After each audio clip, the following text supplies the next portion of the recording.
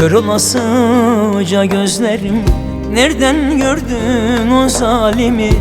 Kurşundan beter gözleri vurdu kalbimi.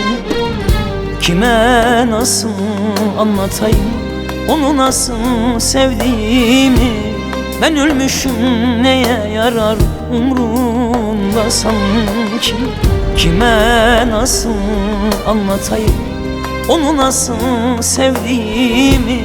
Ben ölmüşüm neye yarar umrumda sanki?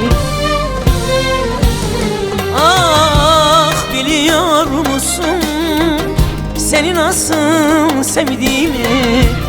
Biliyor musun eyvah edip içtiğimi?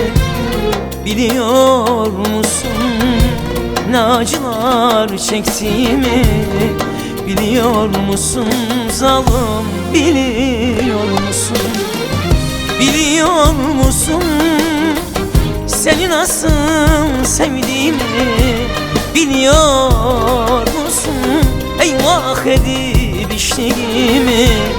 Biliyor musun ne acılar çektiğimi?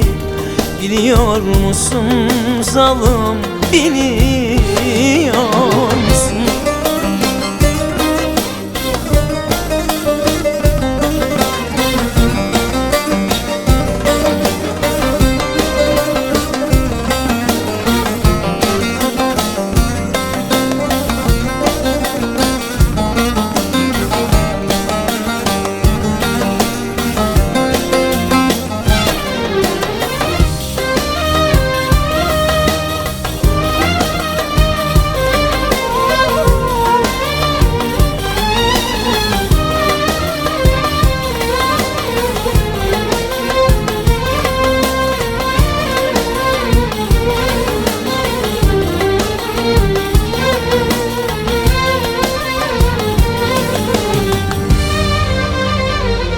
Ah, olur olmaz derde saldım, hançer vurdun yaraladın.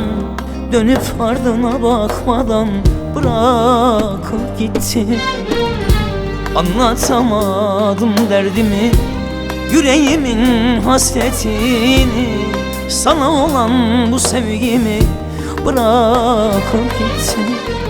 Anlatamadım derdimi, yüreğimin hasretini. Ona olan bu sevgimi bırakıp gitti. Ah, biliyor musun seni nasıl sevdiğimi? Biliyor musun eyvah edip içtiğimi? Biliyor musun ne acılar çektiğimi? Biliyor musun hain, biliyor musun? Biliyor musun seni nasıl sevdiğimi? Biliyor musun eyvah edip içtiğimi? Biliyor musun ne acılar çektiğimi? Biliyor musun zalim, biliyor